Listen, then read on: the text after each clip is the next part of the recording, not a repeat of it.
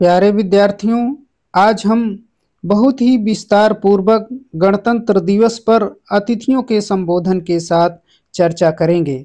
जैसे राष्ट्रीय पर्व पर उपस्थित मुख्य अतिथि महोदय, आदरणीय प्रधानाचार्य महोदय, वंदनीय गुरुजन, प्यारे छात्र छात्राओं और मेरे देशवासियों, आप सभी को 76वें गणतंत्र दिवस की हार्दिक शुभकामनाएं और अभिनंदन करता हूं। जैसा कि हम सभी जानते हैं कि 15 अगस्त, 26 नवंबर और 26 जनवरी गौरवशाली तिथियां हमारे देश में आपस में संबंधित हैं।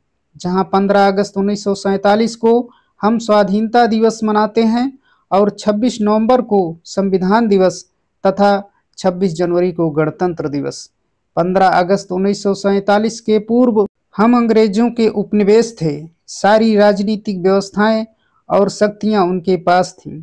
लगभग 200 वर्षों के बाद, लंबे संघर्षों के बाद, स्वतंत्रता सेनानियों, क्रांतिकारियों तथा राष्ट्र नायकों के लंबे संघर्ष और उनके त्याग और बलिदान के कारण अंतिम व्यवस्थित लड़ाई 1942 में भारत छोड़ो आंदोलन चलाया गया तथा द्वितीय विश्व युद्ध से इंग्लैंड की स्थिति अत्यधिक खराब हो गई और भारतीयों के भारी संघर्षों और विरोध के कारण ब्रिटिश संसद ने भारतीय स्वतंत्रता अधिनियम इंडियन इंडिपेंडेंस एक्ट पास किया और 15 अगस्त 1947 को भारत आज़ाद हुआ।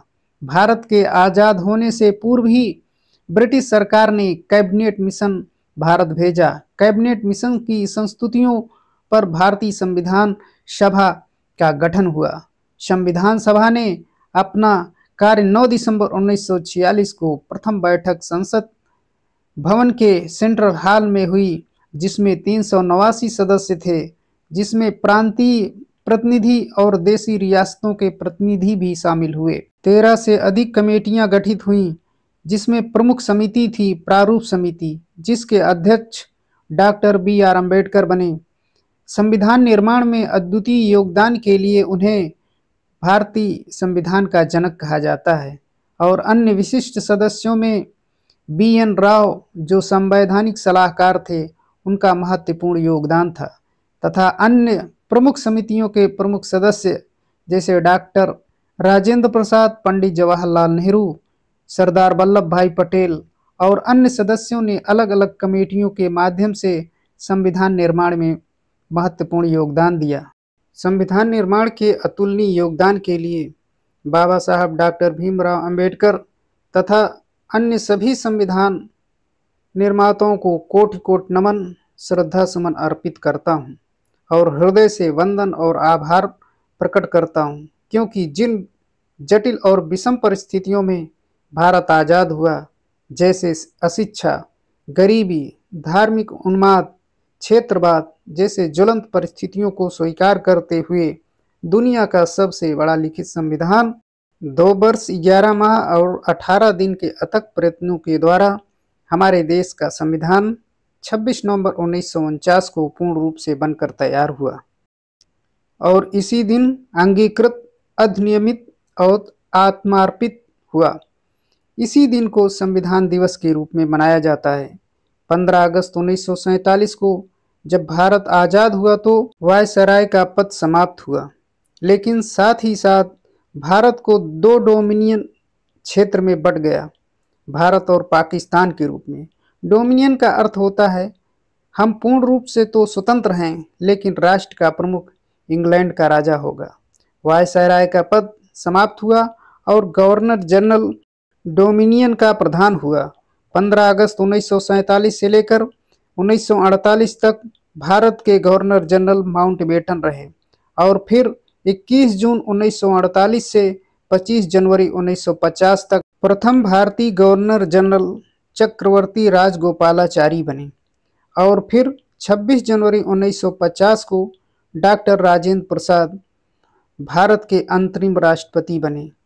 अब हम पूर्ण रूप से डोमिनियन स्टेट से संप्रभु बने और 1935 का अधिनियम समाप्त हुआ। 26 जनवरी 1950 से हमारे देश का संविधान लागू हुआ और इसी दिन से हम रिपब्लिक डे अर्थात गणतंत्र बने।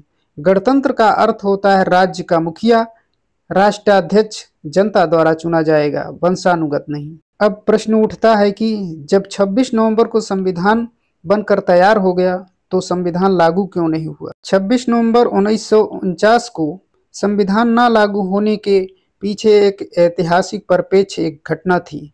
31 दिसंबर 1929 को कांग्रेस के लाहौर अधिवेशन में रावी नदी के तट पर, जिसकी अध्यक्षता पंडित जवाहरलाल नेहरू कर रहे थे, उन्होंने पूर्ण स्वराज की मांग की और उन्होंने कहा कि हमें अंग्रेजों से पूर्ण स्वराज चाहिए, अन्यथा हम 26 जनवरी 1930 को हम स्वतंत्रता दिवस मनाएंगे। और इसी दिन 26 जनवरी 1930 को पहली बार स्वतंत्रता दिवस मनाया गया और झंडा फहराया गया, और यह हर वर्ष 1947 के बाद भी स्वतंत्रता दिवस के रूप में मनाया गया।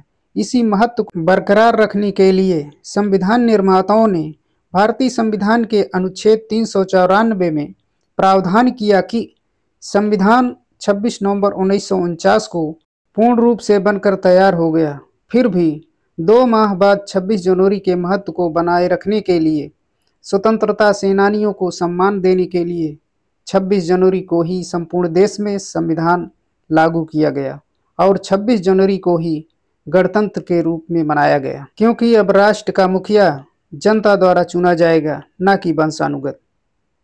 डॉक्टर राजेंद्र प्रसाद भारत के पहले गणतंत्र के अंतरिम राष्ट्रपति के रूप में चुने गए। अब इस तरह भारत संपूर्ण प्रभुत्व संपन्न लोकतांत्रिक गणराज्य बना। इस तरह भारत का संविधान भारत के अंतिम व्यक्ति तक शक्ति प्रदान करता है और पूरे राष्ट्र को बांध कर रखता है। देश के सभी नागरिकों के लिए, सभी धर्मों के लिए तथा सभी वर्गों तथा उन सब में भारत की संस्कृति की अमूल्य धरोहर अनेकता में एकता को संजोया। किसी जाति, धर्म, संप्रदाय का विभेद किए बिना सबको समान अवसर प्रदान करता है और यह सुनिश्चित करता है कि किसी के साथ भेदभाव ना होने पाए और किसी को निरंकुश भी नहीं होने देता। लोकतंत्र के स्तंभ के रूप में कार्यपालिका, विधायिका और स्वतंत्र न्यायपालिका का प्रबंध करता है। नागरिकों के अधिकारों, फंडामेंटल राइट्स, मूल अधिकारों, देश के विकास के लिए नीति निर्देशक तत्व, नागरिकों के उत्तरदायित्व के निर्वहन के लिए मूल कर्तव्य और देश के संचालन के लिए संसदीय व्यवस्था और नागरिकों के संरक्षण के लिए नागरिकता और उनके अधिकारों को सुरक्षित करने के लिए स्वतंत्र न्यायपालिका और शासन को जन जन तक सीधे जनता जिसमें भाग ले या गांधी के सपनों को पूरा करने के लिए शासन का विकेंद्रीकरण करके पंचायती राज व्यवस्था स्थापित करना और देश को गति प्रदान करने के लिए अनुच्छेद 368 के अंतर्गत संविधान संशोधन की व्यवस्था करता है। राष्ट्र की एकता और अखंडता को बरकरार रखने के लिए, केंद्र को सशक्त बनाने के लिए एकात्मक व्यवस्था और एकल नागरिकता, सभी नागरिकों के विकास के लिए, चाहे किसी धर्म, भाषा और अपनी संस्कृति तथा अपनी लिपि हो या पूजा पद्धति हो तथा कोई भी व्यवसाय करने की छूट है। कोई भी नागरिक अपनी क्षमता और योग्यता के बल पर भारत के किसी भी पद पर जा सकता है। आज़ादी के बाद हमारे देश ने हर क्षेत्र में उपलब्धियां हासिल की हैं, चाहे कृषि हो और चाहे जीडीपी हो। आज हमारी आर्थिक व्यवस्था विश्व के चौथे पायदान पर है। अंतरिक्ष के क्षेत्र में हमने नई नई ऊंचाइयां छुई हैं, जैसे चंद्रयान, मंगलयान, आदित्ययान।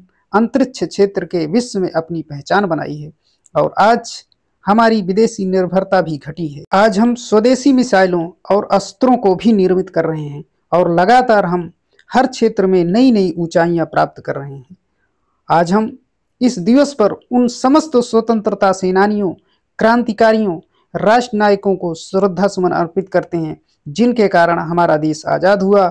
और अंत में उन संविधान निर्माताओं को भी कोटि कोटि नमन, जिनके कारण हमें एक लोकतांत्रिक व्यवस्था के अंतर्गत संविधान मिला। और साथ साथ उन देश के सीमा रक्षकों, प्रहरियों को भी नमन करते हैं, जिनके कारण आज हम सुरक्षित हैं। इसके साथ साथ हमें भी अपने कर्तव्यों का पालन संवैधानिक मूल्यों के अंतर्गत रहकर करना चाहिए।